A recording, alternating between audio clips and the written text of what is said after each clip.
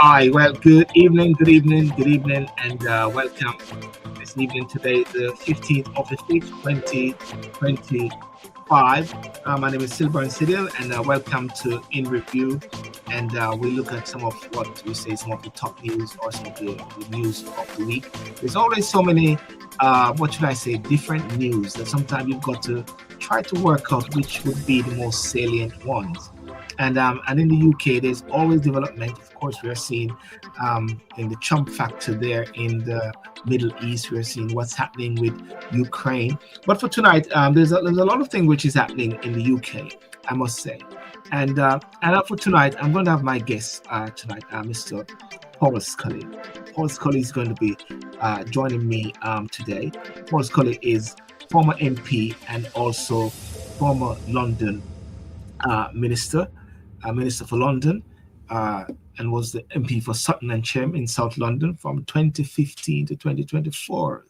Throughout 9 of the most extraordinary years in UK political history, he served as Minister for London 4 years, as well as Minister for Small Business, and a brief stint as Minister for Local Government.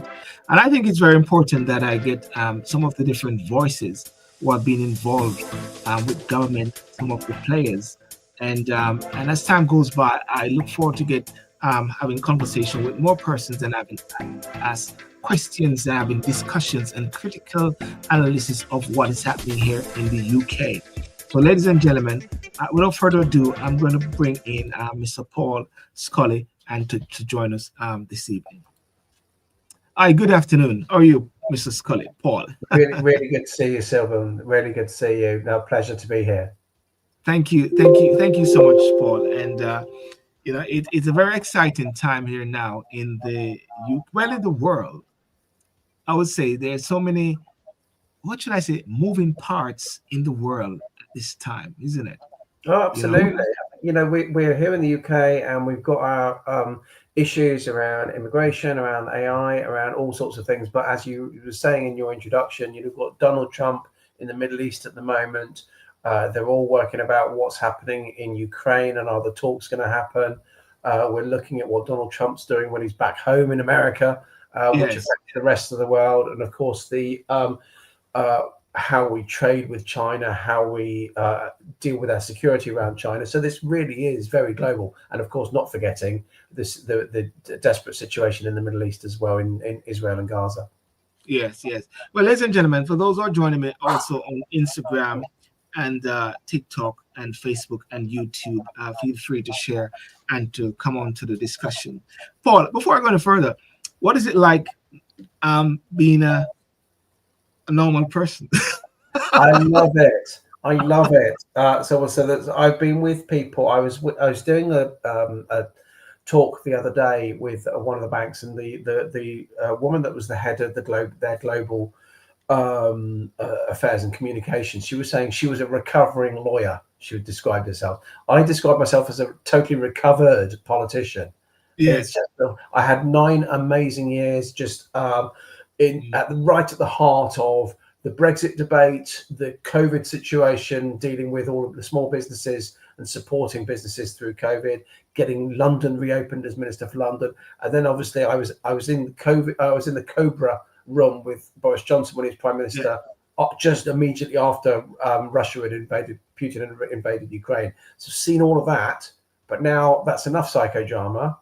You know how when you get in an airline and people say to you, the safety message says, but if you have children, put on your own oxygen mask before you put the mask on the children. I'm now back to business, so I'm trying to put my own oxygen mask back on, and then I can maybe recover enough to start helping people again. I want to there's one question I want to ask before going to a couple of the issues of the day. Is it fair when I hear the Prime Minister constantly saying 14 years of mismanagement, 14 years of mismanagement, 14, and I'm saying, hang on a second, is that really fair? Is that really correct? No. I mean, it's not. That we clearly did not cover ourselves in glory as a Conservative government in many ways. So I'm not going to pretend that we did everything right by any stretch of the imagination. However, when you look at the situation we took over, we had £150 million every year that was going, £1 billion, sorry, not million, that was going out in 150 million pounds that was going out in debt interest, and then that was going to paying other countries. That we had this deficit. We were spending more money than we had because of the financial crash. That happened in every country. We had to repair that, but then we went straight into COVID. The Brexit situation for a couple of years when Parliament itself was in paralysis. You can argue what you think about Brexit, whether you want to stay or leave, but actually 2 years of Parliament not being able to agree that really affected that. And then straight into COVID when we had to spend £400 billion to support business. That's a challenge for any government. And if you look at America, you've got Biden gone. You look at Trudeau would have gone if he'd stayed in Canada. Australia, all of the incumbents around the world have been struggling on the whole. But then we added this extra layer of problems in the way that we conducted ourselves at points. But you can't lay everything on us for 14 years. And do you think there's a particular time when a government can't keep saying the government of the past 14 years? Is there a point where they can't keep saying that? Because right now it's a good it's great for them to keep saying it, according to them. Yeah, of course it is. I mean, because you can't have it both ways. I mean, now, to be fair, I remember I wasn't in Parliament at the time, but after the financial crash, the Conservative Party, my Conservative Party, I was a member, but I wasn't elected. Were talking about the fact it was a Labour's fault. We were blaming the Labour Party for the global financial crash. Now, again, some of their decisions did mean that we had it worse in the UK. So some of that was true, but we did over-egg it a little bit. You tend to over-egg things in opposition. Whereas, at the moment, I think usually when you do something like interest rates or taxes for businesses, it usually takes around 18 months to feed its way through the system. So you'd expect a decision that Rishi Sunak took just before he was he turfed out of office. It will take another 18 months before nearly a year, so another 6 months before those come into play. So you can't talk about 14 years. You can only really look at the last 18 months. Right. Okay. There's a big thing which the government mentioned just recently, and it's a big thing, especially affecting persons of immigrants, persons like myself. Talking about immigration, people are saying, hang on a second, this is harsh, especially 5 years to 10 years. What do you see as the ideology, or in law they will say the mischief? What is the rationale behind this? I wouldn't say it's draconian, but the measures that the government is doing now. I think absolutely. Look, I think we give me a second, then we should explore that 5 to 10 years, because I think the devil's going to be in the detail with that. Because I totally agree with you. If someone's done 4.5 years, for example, and then suddenly you just say, now thanks for that, but you've got another 5.5 years to go, that's not equitable. But we don't know that detail yet. However, I think the part of the problem, what's interesting with Keir Starmer sort of shifting his position, because over the last few years he's been saying everything the Conservative Party did, and definitely everything the Reform Party have been talking about, that on further to the right of Conservatives, he's just been dismissing out of hand.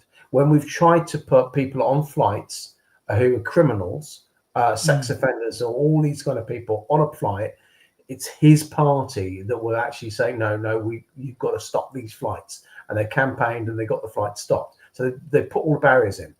Now, I'm not in government. I might make more of a fuss about that now, but I'm not making a fuss. I just want them to actually do the right thing. We should be having this discussion. But we've got to get the language right. We've got to get the framing right and the policy right. But if we just don't talk about this and pretend there is no issue about uncontrolled and unmanaged immigration, then we're just storing up a problem for another 5-10 years. So migration is a great thing. I'm the son of someone from Burma. When the Windrush were coming over from West Indies, my father was coming over almost exactly the same time from Burma, near Myanmar, from India. And so I've seen it firsthand. The fact that I'm paler skin than you and other people from India and West Indies, obviously, means that I get looked at and described in a different way. So I can't talk really in depth about the racism because I haven't experienced it in the same way. Yes. But I can see the benefits of immigration. But we've really got to be sensible about how we talk about uncontrolled and how we control immigration. When I hear of the 5 years to 10 years, I do recall Kemi mentioning this, and people are saying, don't worry about it because she won't be in government for the next 5 years or so. The conservative won't be at least for the next 5 years. But it is the same thing I realized that Sama has put in now, from moving from the 5 years to 10 years for persons to get their citizenship. So, and therefore, is it that reform also is there in the background going like this, and Labour has got to hang on a second, we need to move, because people are saying this is not what Labour is. Yeah, I mean, it's interesting when you look at when you look at right and left wing. There was someone I was reading just earlier on today. He's saying the further when you go towards the right, you've got to be careful because there's someone from the left coming at you, and it's the same the other way around, because you start to get full circle, because it's not, you can talk about right wing, left wing, but that tends to be an economic position. You then have, are you nationalist or are you a globalist? Are you socially liberal or are you authoritarian? And all of those things are variables in this. So there are many people that are left wing, that are Labour supporters, that will be, look, just shut up shop. We are Little Britain, this jingoistic approach to Britain. We don't want anyone coming in. And we know that there are people on the right wing that are exactly like that as well. So that's why Reform are hitting this perfect storm at the moment, where they have a disaffected electorate, a very jaded, cynical electorate, and they're able to play on their prejudices. Part of the prejudices are based around economics. If people are feeling wealthy and that they can pay their bills, that they've got a job, that things are stable, they don't tend to worry quite so much about immigration. But when things are up in the air and they're uncertain, that any little story that comes up about someone coming and taking my job, someone's coming across the sea, the channel in illegal migration and taking a home, or I'm having to pay for asylum hotels, or what's happening about care workers and these kind of things, that really feeds into people. There's no accident that actually, if you look at Nigel Farage, represents Clacton. It's a very white area. Andrea Jenkins has just won the mayoralty of Lincolnshire. Yes. That's 95%, 96% white. So they're not directly affected by immigration. I'm not downplaying their concerns, but it's just that it's hardly Birmingham or Leeds and Bradford and parts of London where more than 50% are born in different countries, and often with darker skin, Indian subcontinent or West Indies. But in regards to immigration, and I was thinking that immigration should be a policy that all parties can sing and can sign up to. As they say in Jamaica, sing from that particular Sankey. Have a joint up policy for this, because it's going to affect everyone, and it's like everyone is capitalizing on the boogeyman in different aspects. The immigrants are coming. I was listening to someone from GB News asking the gentleman, so when you come here, are you expecting a house? Are you expecting money? Guys say, yes, I'm expecting a house. So the messaging seemed not to be going clear, but it seemed like there need to be a joint up policy. I think you have to have joint rules of engagement. Yes. I think this is where the language is really important. I think we should be able to debate things, because I think it's fair enough if I'm starting here, you're starting there, that we actually test each other's opinions and we debate it. We have a robust debate even, but understanding the parameters, that we're not going to create the boogeymans that you're talking about. We're not going to blame others, because frankly, as I say, my father was an economic migrant. He came from Burma here to have a better life for himself. Don't blame him for that. Clearly, how could I? I wouldn't exist otherwise. My mother's English, so he met my mother here. And people coming around the world to have a better life for themselves, that's absolutely fair. Even if the people are coming across illegally from France, you can't blame them directly on this. I blame the human traffickers that are leading those people that down the garden path too often to their deaths. But we have to therefore have sensible language, and that's where I think we can come together. But as long as we debate the points, then if we're sensible, if we're intellectual about it, and we're reasonable about it, then once we've fully debated it, then we should have a policy that we can roughly agree with, even if we don't agree with the detail. And getting a Conservative to agree with the Labour fully on immigration is never necessarily going to happen. But you can compromise, you can work through that, and we can all live in a society that actually say, I wouldn't have done it that way, but fair dues, you're in power. I'm happy to live like that. And ladies and gentlemen, if I just skirt over a couple of these policy level, and I bring a point which I'm going to bring to Paul shortly. Graduate route to be reduced. 2-year graduate visa appears to be cut to 18 months with stronger conditions attached. Skilled workers route getting tighter. Most below degree level roles are expected to be removed from eligible criteria. Employees will need to train the local workforce first to justify overseas hire. Residency ILRA stretch at indefinite leave to remain. Unfortunate settlement period is to go from 5 to 10 years. For most applicants, some high contribution or high skill individuals might still qualify earlier, but let's wait for more clarity. Life in the UK test is also under review and most likely be revamped with certain elements of English assessment. But Paul, this is only what we call a white paper. So if somebody's actually going crazy now and say, oh my days, the UK is doing this, break it down. What's a white paper? Yeah, so a white paper is a statement of intent from government. This is what they would like to do. They will be usually, and I guess something as controversial as this and as big as this will probably take a couple of years minimum to put in place. You can push it through quicker, but you need a lot of agreement in Parliament to be able to do so. And because what they now need to do is they now need to frame that into actually legislation. It's all very well the warm words, but how do you have it such that a court can determine, yes, this is fair, no, that's not fair, and then not bearing in mind we're still in the European Court of Human Rights, so we have to make sure that court we're not falling foul of anything that they might say as well, because otherwise we've seen this when the Conservatives were in, we would talk about Rwanda and other issues, then and putting the people in planes that are criminal and sending them back to their country of origin. We've really struggled to do that because there is this cottage industry of solicitors and lawyers around. I know you're a lawyer, but not in this area. That actually feed off that, and that they raise people's expectations. And that doesn't allow government to be able to control its borders sensibly. So it will take a little bit of time to actually put this into legislation, and so it'll be a bit of a time before it starts affecting people. But it's a very, very clear sense of direction. So people that are thinking of coming over for care workers and stuff like that, have a look, because your long-term future might not be secure. This is what I'm talking about. Be careful. We need to be careful because the detail isn't there yet about someone who's already here that's going towards that 5-year target.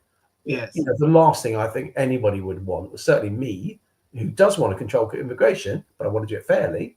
I don't want someone that's 4.5 years into that process to suddenly say the rug's been pulled up, and they've got to go another 5.5 years. That's just not fair. Yeah, that's definitely. And in final, before we leave the immigration bit, you can see, and I've just heard just recently that the Prime Minister is actually going to Albania, trying to actually do something similar to the Rwanda. So look, this very much for illegal immigration and not economic migrants, but illegal immigration. You need a deterrent, because the problem is, we sit there. There are two ways of tackling that sort of pull factor here. Is you either just shut up shop, or you actually just trash the economy. Then people don't want to come. That's ridiculous. So both of those are ridiculous. So actually having a deterrent, making it better for people not to come here in the first place. So you either make it better in their own home country, or you say don't come here, because if you come here, you're not going to stay here. You're going to go to Rwanda or wherever it is. Then actually it will stop them seeking those illegal routes, spending a lot of money to human traffickers to go down these really, really dangerous routes. Now, it's interesting. That's what I mean about the Labour Party starting to move towards a position where they're having a wider discussion about it, because they've been the Prime Minister today is in Albania talking about having removal centres, but Albania have said we're not going to do this. But he could have just changed, and hopefully he still could. He could actually go to Rwanda. I think the problem is it's tainted now in terms of it's just always seen as the conservative Rwanda policy. We've spent millions of pounds given to the Rwanda government. You don't have to have the same system that we were proposing. If you say, keep that money, but just do it the way that Labour Party wants, at least you've already spent some of the money. It's not fresh taxpayers' money that's going out to recreate a whole new system that we all were proposing just a year ago. You know, Paul, I'm on TikTok and Instagram, and someone commenting on Instagram is saying this: now that the UK have benefited from migrants, they are no longer interested in migrants. What do you say about that? I'm not sure that's true. I know I see where that's coming from, but look, I'm not sure that's true. I just think that if you have to have, I can come up with stupid examples. If I have people coming into my house, I have 5 people coming into my house. If I have 50 people coming into my house, I can't manage that sort of situation. It's how you manage it. There are people in this country, make no mistake, there are people in this country who do not want migrants, who see all migrants as the root of all evil and the pressure on everything like that. So I'm not saying that, but any sensible thinking person, and almost entirely the political class, apart from possibly some members of Reform, do see the benefit of migration. It's about managing the situation, making sure that we have the right infrastructure around, the right support, that we're not bringing people in just to do the cruddy jobs that the British people don't want to do. We shouldn't be defaulting to recruiting abroad. We should recruit abroad when we need to, rather than just because it's become the easier option. It's those kind of things that we just need to bring in. But I see the root of that question, because there are people. Sometimes the rhetoric is such that it's just shut up shop. Migrants are not welcome. That's just, we couldn't be further from the truth. We do need migration. We just need to be sensible about it. Yeah.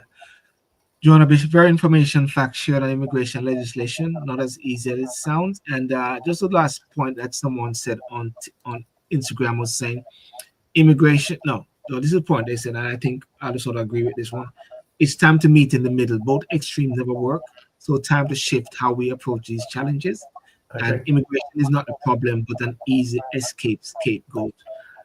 That's and that's what's great about a show like this, when we've got time to talk about it. Because if you just talk about it on social media exchanges, you're getting one sentence there, one sentence there. Everyone's an expert. Nothing gets solved. At least if you talk, get a bit of information, then that's good. Yeah, definitely. Now, the interesting bit now is that the economy is growing, isn't it? I believe the economy was growing when Labour actually got it. But they're saying it's growing. I mean, the recent statistics is that we have grown. So it's great. Yeah, we've had some good news today. The economy has grown by 0.7% in the first 3 months of this year. It was suffering last year. So I think when we were in, we had an incredibly difficult situation, as we've already discussed, through COVID, when we effectively shut the economy down because of lockdown. And I was the Minister for Small Business. I covered retail. I covered hospitality, so pubs and restaurants.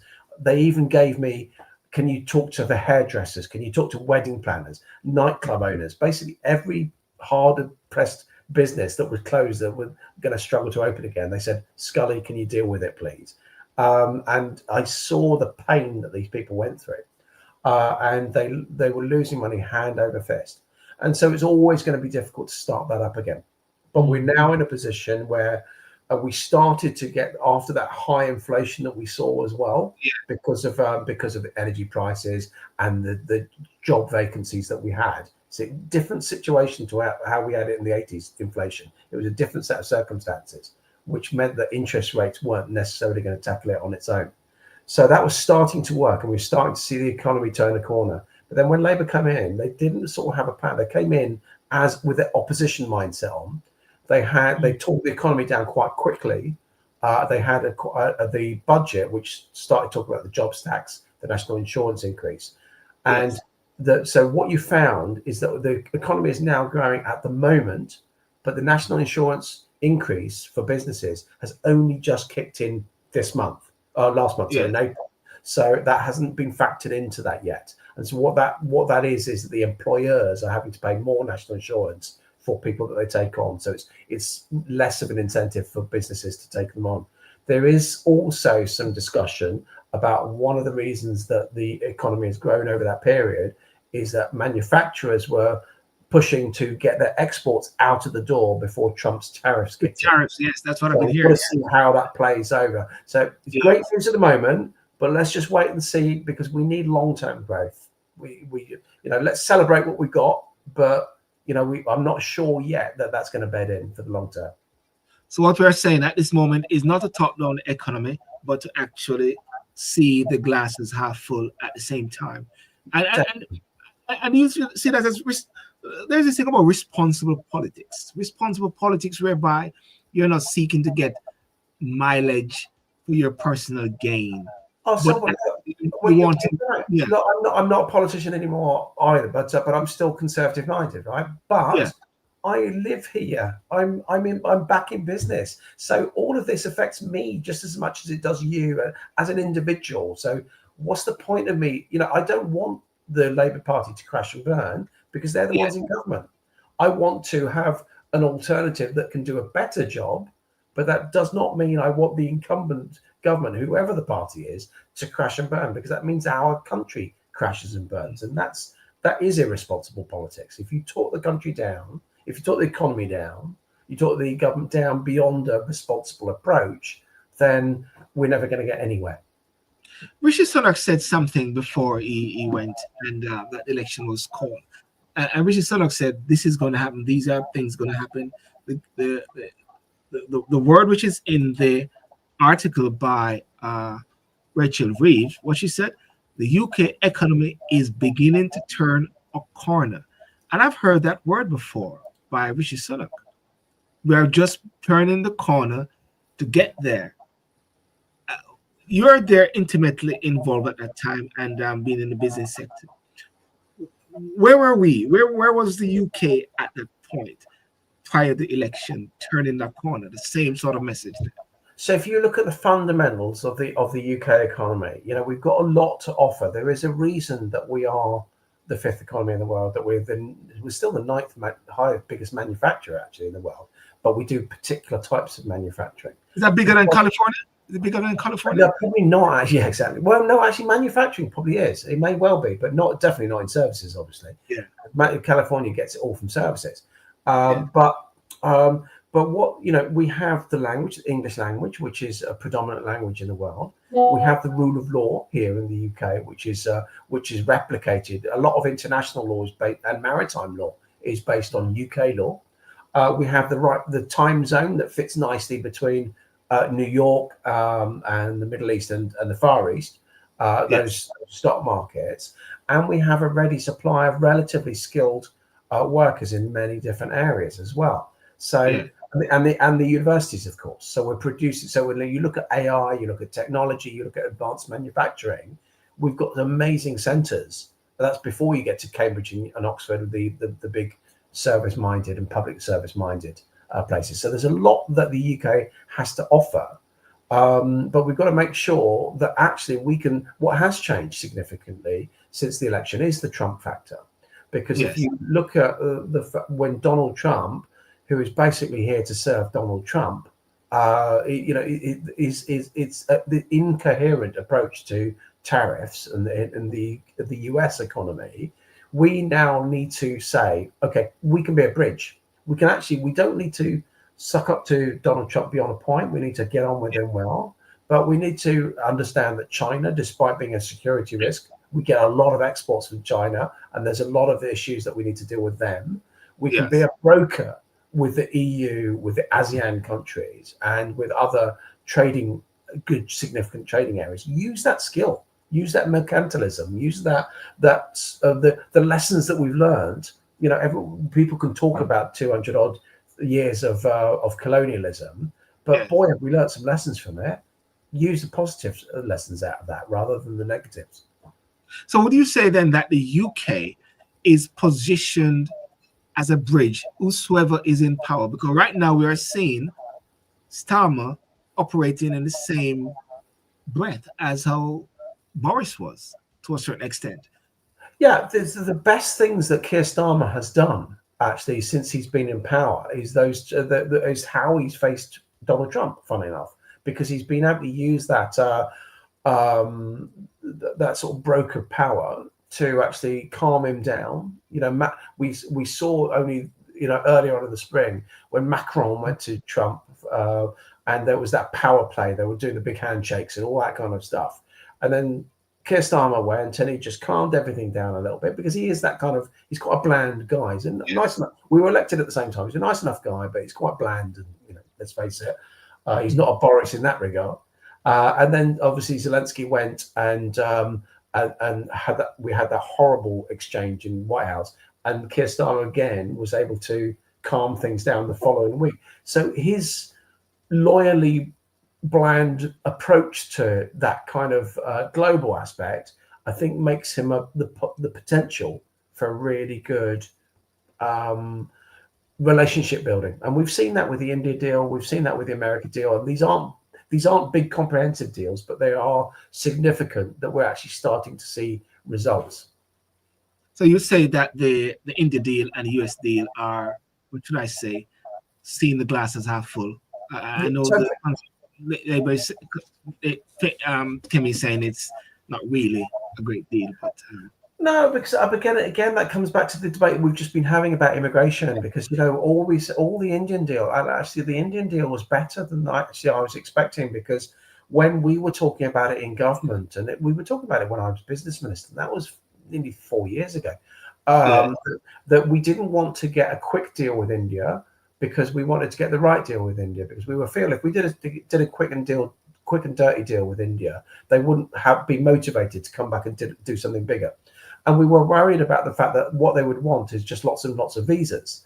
What we've ended up with is about having immigration, a certain level of immigration, and national insurance breaks for workers that are short-term posted. If you're working for an Indian company and you need to come over for a year or to get something started or deal with a particular project, that happens with any number of countries and any number of deals. This isn't some sort of big immigration thing. So Kemi, I think, was going down the wrong route in terms of just trying to conflate the immigration debate with a really positive economic story. Yes. Ladies and gentlemen, I'm with Mr. Paul Scully, former MP for Sutton and Chem in South London, and former Minister of London, and also Minister of Small Business throughout COVID, and has been there throughout the turbulent 14 years, isn't it, Paul? Turbulent 14 years that Starmer keeps saying. There's 14 years of mismanagement. So you're one of them, Paul, isn't it? You're one of those persons in there. There was some things that I saw that I wish maybe did differently. There were other things that I was pushing back on, little things. I mean, look, the post office. I was the post office minister, but I was the guy that actually set up the inquiry. I set up the compensation scheme because the Horizon postmasters that we've seen in that the Alan Bates documentary and other things.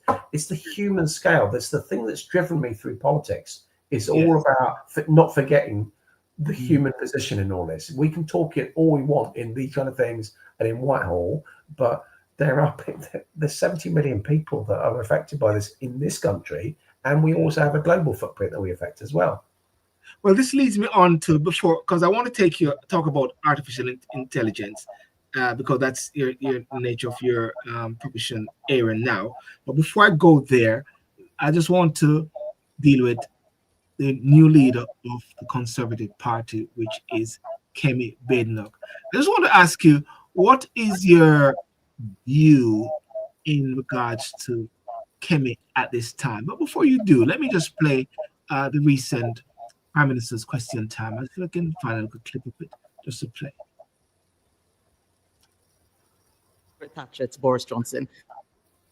and I'd like to pay tribute to his extraordinary service and send my best wishes to his family.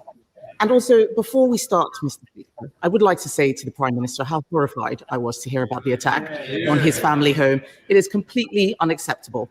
And I think I speak for the whole House when I say that this wasn't just an attack on him, but on all of us and on our democracy. Yesterday, we learned that unemployment is up 10% since the election. Why does the Prime Minister think unemployment is rising on his watch? Mr. Speaker, can I pay tribute to Royston as well and the service that was given us in various capacities. Can I thank her for her words about the attacks on me and my family and the kind messages from many others in the last few days. She did actually message me pretty well straight away, and I really do appreciate that. And she's absolutely right. This is an attack on all of us, on democracy and the values that we stand for. Mr. Speaker, she comes here every week to talk the country down. We've got 200,000 new jobs, record investment, 4 interest rates cut. Contrast that to the disastrous Liz Truss mini budget, inflation through the roof, and a £22 billion black hole.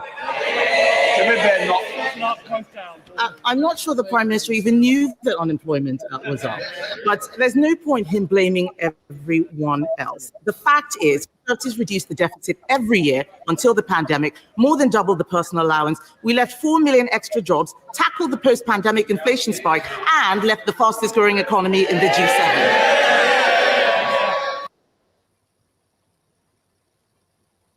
Yeah, let's leave that right there. Well, someone just said, Paul, a while ago, someone said to you on Instagram, yes, Scully, your heart led you and it is appreciated. That's kind. Yeah. Yes. Kemi Badenoch, what's your review or your, what should I say? I'm being very quiet, very diplomatic. What's your critical analysis of her at this point? So she was always going to be in an incredibly difficult situation. I joined the Conservative Party back in 1997. I was that one guy that joined at a time when, you know, we just lost a historic election then when Tony Blair came in. For me, it was, here's £25 membership fee. This is, you need it more than I do. But I accidentally got drawn in to the point that I became an MP. It was never a career move for me. But then it took 10 years. I remember I joined you and supported you. Came down we met each other sort of like crikey nearly 20 years ago, I think it was, and that first time. But it took 10 years to find David Cameron, someone that can actually bridge the gap. There's kind of bridging that we were talking about earlier that can really see from different people's point of view, because you have what you have to do, unless you are Nigel Farage, who is able to capture a moment in time. I'm not going to vouch for him or champion him in any way, shape or form, but he is tapping into a certain level of disaffection. That's fine for the here and now. It's not fine for any sense of government. And so what David was able to do, David Cameron was able to do, he was able to sit there in the shallow end, put his arm around people and say, let's go to the deep end together. What people like Nigel Farage does, and Kemi to a certain extent, they sit in the deep end and they say, come in, the water's warm. Come in, the water's warm. No one's listening. No one wants to join them in the deep end. So you have to take people with you. Explain what you're doing, why you're doing, what your values are. And I don't think she's there yet. So she's trying to approach this from an academic point of view. So let's work on the policies, etc., which is all fine, but you still need to be shouting quite loudly about what your values are, which Nigel Farage is doing left, right, and centre, but leaving the gap because we're not saying loud enough that the media don't want to hear us. Nigel Farage is the story, and then they'll regret it when he becomes the story if he ever does get elected. But we've got to position ourselves that we're the Conservatives, that we are there. It's sort of like if if you're into cricket, it's like 2020 versus Test match. You can do your 2020s and you can win at PMQs here, Prime Minister's questions here, there, and everywhere. The Test match is a 5-day, it's long scale. You've got to be able to be a bit more strategic about it. So what would you say? What would you advise because one of my thinking of Kemi at this point is you have nothing to lose. Just go for it. Rip him apart. Go into the deep end. Yeah. Swim. Don't stay in the safety. I have this quote. Don't stay at the safety of the shores. Go to the deep. I totally agree with you. I totally agree with you because look, I mean, William Hague described the Conservative Party as an absolute monarchy, tempered by regicide. So we put our leaders in, and then it becomes almost presidential. But boy, if you go wrong, everyone will stab you in the back. It'll be like a Caesar all over again, et tu brute type thing. And so she won't make it to the next election if she doesn't keep on listening. I always have the view: you've got 2 ears and 1 mouth. Use them in that proportion. Listen. Reflect the views of the membership. Reflect the views, importantly, of the electorate. So start talking about values more, not just the culture war stuff, not just the easy, low-hanging fruit that you're comfortable about, but stuff that actually matters to people day in, day out. And that is the money in their pocket or lack of. It's what their energy bills are like, the childcare bills are like, the security of jobs. Immigration is a big trigger at the moment for the reasons that we've just been talking about. What's happening on the global stage, all of those kind of things. Be prime ministerial, and then people can start to follow you. But don't sort of like hide your light under a bushel because you're doing this academic exercise and you're going to say you will hear all about it in 3.5 years' time. That's too late. That's too late. Someone will have filled the vacuum before then. Yeah. Do you believe the electorate at the same time is reflecting as to what the Conservative membership is like when they're ready to take her out? Do you believe that the electorate now in the UK is very impatient? They want to see things done very quickly. Oh, for sure, definitely. And by the way, they don't really want to have anything to do with the Conservatives. I mean, this is the thing. We are still tainted. It's a brand that is tainted. Yeah. I'll take you back very quickly to 2005. So that was what, 8 years after that previous election loss. Michael Howard was in power fighting that election, and there was a big poster campaign that says, "Are you thinking what I'm thinking? What we're thinking?" And again, they were talking about immigration and other things. And actually, people said, "No, we're not." Yet, all the polls at the time, if you said the Conservative policies, if you said this is the Conservative, this is a policy on this, what do you think? This is a policy on that, what do you think? People like them. If you say, by the way, that's the Conservative policy, everyone suddenly was against them because it was a brand that was broken. At the moment, after the 14 years of Conservative government, etc., that has resonated with people. Partygate still resonates with people. The COVID PPE lanes and this kind of stuff still fresh in the mind. Still fresh in the mind. Yeah, absolutely. You know, and I will have arguments against a lot of that, but which I can make for the next 15 minutes. But people won't be listening to that, and so we've got to find a way of being humble, show humility, and say, but we are under new management, and this is where we've learned our lesson, but this is where we now want to move to. That will take time to heal. So people are really dissatisfied with the Labour Party, who, by the way, came in because they weren't the Conservative Party. People didn't vote for Keir Starmer and the Labour Party with enthusiasm like they did for Tony Blair in '97. They voted for them because it was a vote against, it was a punishment beating for the Conservative Party. Now the Labour Party aren't doing very well. They've come in and they've made some fundamental mistakes by annoying their own voter base. That's why Nigel Farage is able to wheedle between the two and say, I told you so. They're just all the same kind of people. I know you're angry. I know you're dissatisfied. I'm going to break up the system. And people are saying, well, he can't be any worse than the other lot. Spoiler alert, he can be.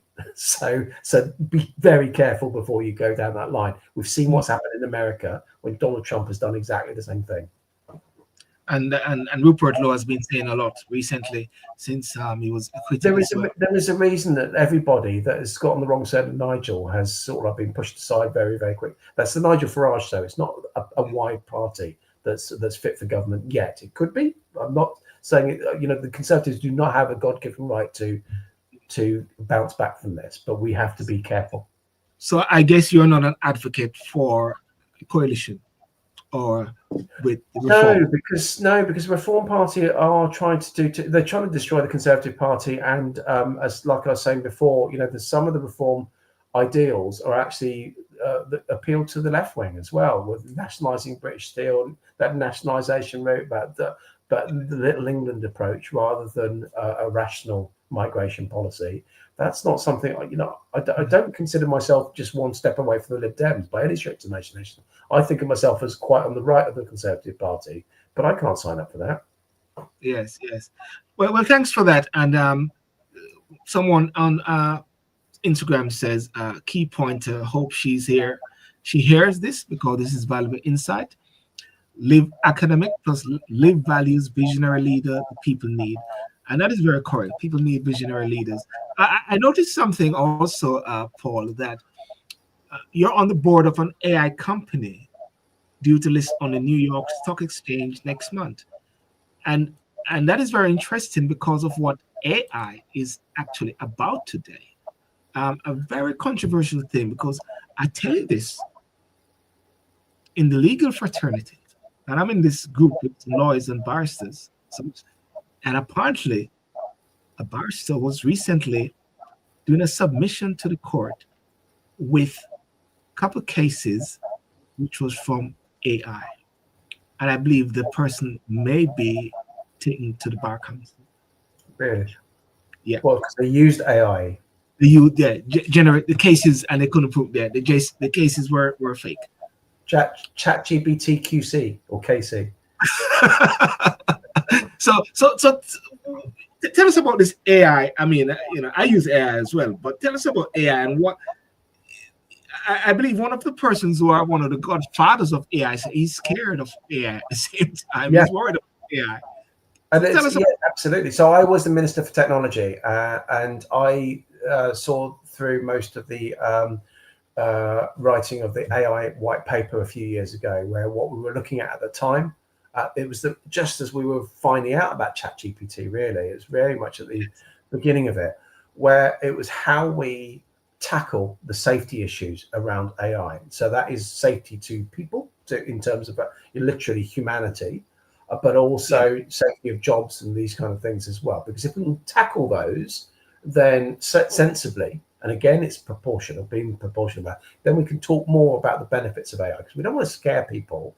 I did a talk to the London Tech Week of that year, when I was talking about we don't want to just keep talking about Terminator-style robots coming to kill us. We want to talk about how AI can benefit us in medical diagnosis, in climate change solutions, and those kind of things, and as a time-saving tool. And the BBC covered it really well, actually, the content of my speech, but they used the illustration of a Terminator-style robot, which, of course, everyone's eye was drawn to, which is the opposite message. So AI, in terms of what you're talking about, it is a time-saving tool. We should use it as a tool, not necessarily as just leaving it with no human intervention. That's the really important thing. So what you're finding, my partner is a head teacher at an independent school. She writes assemblies and various lesson plans and these kind of things, but she'll always sense check it. What took her a half an hour might take her 10 minutes, because you can get ChatGPT to do a skeleton, and then you say, yeah, I like that bit, don't like that bit, don't like that bit, and then come up with her own stuff. She's not writing from a blank page. I do the same in some of the work that I do. So you can start with that. That's our day-to-day. Government is starting to use that. You've seen in Scotland, they've used this project where they're using AI to grab all the stuff out of big policy consultations that might otherwise take them 6 months to work through. The themes are coming out using AI that they can then sense check, but it always comes back to a human. So that can help in policy making, and you can help in planning issues and those kind of things. If you're shrinking time, as long as there's human element of it, then you've got the guardrails there. The UK government is to launch this AI tool to speed up public consultations, and it will the response will be 1,000 times faster, as you just said, than human, and save millions, minister claimed. The tool named Consult was first used by the Scottish government when it was seeking perspective on the regulation of non-surgical cosmetic procedures such as lip filler. Paul, many years ago, growing up, what we normally do was go to a library and we get our encyclopedia and we research. These days now, these kids now, they just have their phone and they get everything, really. One would say they're being lazy, but really and truly, it is not being lazy. It's a new world, isn't it? It's achieving the same end result. Oh yeah. Or Look, fast forward. If you go, so you go back. So, but just before my time, when I was a kid, it was only a few years before when they were using log tables, logarithmic logs and log tables, and then it was a few years after that they started bringing calculators into the exams and stuff like that. You have to change the way you learn. That we're teaching children. Use critical thinking, because actually, if you do coding at the moment, if you know how to code and you're just doing basic coding, your job will be replaced by AI, no doubt about it. The AI, even ChatGPT and other more specialized tools can already code better than your average coder. What we need are people that can add value on top of that can do the critical analysis on top of that. So that's the key, the next training that we need to instill on children, rather than have that basic level of knowledge of coding, clearly, but just don't rely on that to be your basic job, because that's where the labor saving bit comes in. You don't need someone just to write millions of lines of code. You need someone to actually add context to it and really examine it. You mentioned add context to it, and I'm looking at it and I said, based on going faster, speedier, won't it replace humans? Are there some jobs then which we're going to say are defunct? Is it that students now have to think about, hey, it makes no sense you're studying that at this time? That's going to be defunct. There's a new thinking, isn't it? Oh, very much so, very much so. So actually, one of the things I did as tech minister was to introduce an AI conversion course. So basically, if you had no background in a STEM subject or computer science, you could do a conversion course and come in to then study AI. And what we were encouraging the private sector to do was pay for some of this. I think it's about £3,000 a course for every position, every place that a private company would pay for. Government will pay for free. We were trying to push more people through that didn't have that kind of background, because then again, it adds context. I have this big thing that when I was minister there, I was trying to get instilled in the department a little panel to sense check what we were doing with theologians, philosophers, people that are just way out of the rigid, slightly on the spectrum view of some of the programmers of this world. If you look at what Elon Musk is doing in the States, he's obviously a very, very clever guy, but I don't want him running stuff, because he's blinkered. I want a panel of people that can see the whole of humanity and how this is going to benefit and possibly be to the detriment of humanity in all its forms. And so we need to have that representation, and that includes in jobs as well. Yeah. In closing, someone said what we need to do is ensure their manual options are taught, so we don't become dependent on these tools. Because what if they are inaccessible, Paul? What if everything shuts down now and you can't get access to certain things? And there's a level of dependency, without a doubt. I mean, lawyers now, there are now some law firm which has been approved by the Law Society, whereby you can get £2 for letters. Normally you go to a law firm or whatever like that and they take time in consultation. Now you can get £2 and do some. Now I have to say, I do not want to do you out of a job, Silburn, but I did get ChatGPT to write a shareholder agreement for me. So and that's you're the one. You're the one. I know. This was quite basic, to be fair, but But it is that change, and as long as we recognise it and adapt to it and realise that this is going to happen quicker than we think, because what you're next going to have is what they call agentic AI. So at the moment, you ask ChatGPT or these large language models for something, it will spit some text out at you. What you're next going to be able to do where you start to do it now, you can actually ask it to do something. You say, right, I'll start here, and it will be able to. If you say, right, book me a holiday, it will say, right, where, I think you should go here. These are your dates you're free. I can see your diary. I'm going to use these people. Yeah. I know what your budget is, and it'll have booked it for you. So it would have done about 6 or 7 different tasks without any input from you at all. That's the next stage of AI. So that's the bit that we've got to be. It's going to be massively beneficial to us, but we've got to be really careful, because that's the bit I was saying about not having human interaction in the process. We've got to be really careful how we frame that. But as long as we're aware about it, we can manage and deal with the risks. So therefore, one should not be scared of it because years ago, Paul, when there was Facebook, Instagram, and all these platforms came out, some people are saying, "Oh, I can't deal with that. I won't go on that." And sneakily, you start to see them on the platform. Yeah. Is it something of a similar nature whereby you need to get into this now than later?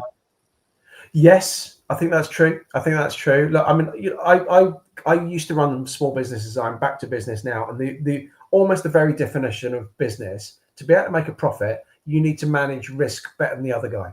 So you need to know what is in front of you and what I'm going to face, and as long as I can deal with that, then I can succeed. If I don't know what's coming, I've got to be really reactive and really good at reacting.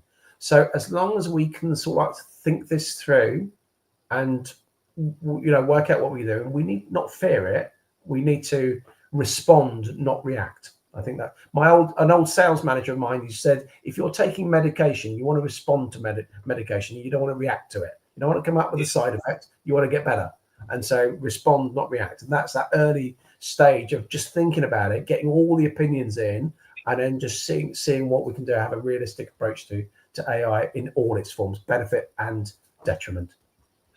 Paul, Scully, thank you so much. Sound words of advice, sound words of background, sound words of giving us some sort of background there to the workings of politics. And while you were the Minister for London for 4 years, as well as Minister for Small Business through COVID. Ladies and gentlemen, I want to thank you so much for joining, and I want to thank Mr. Paul Scully for coming on here. And just a little background. As Post Office Minister, Paul set up the Horizon, that's a very big one, Postmaster's Inquiry and Compensation Scheme. And as Technology Minister, he completed the Online Safety Bill and launched an AI white paper on how to regulate AI. And now he's on the board of an AI company due to be listed on the New York Stock Exchange for next month. Any insider dealing information I can get, or we got to go offline to get that?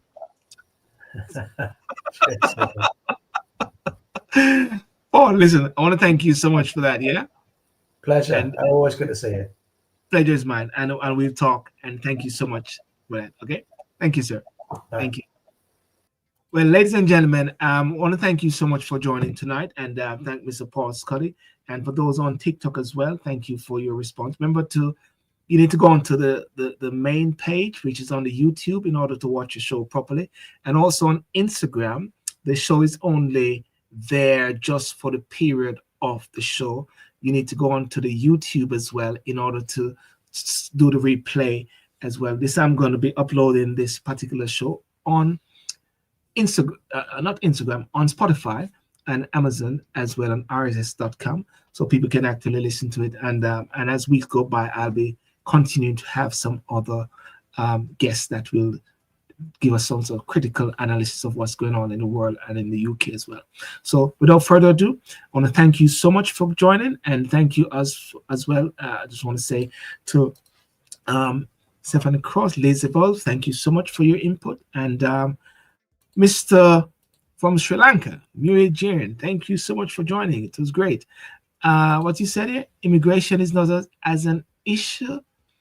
It is good for the economy by allowing people to come all over the world based on economic migrants. But the most immigration process is not properly structured, and that makes the issue. And immigrants should be given protocol to follow in order to get them rewarded as permanent settlement by creating models for integration.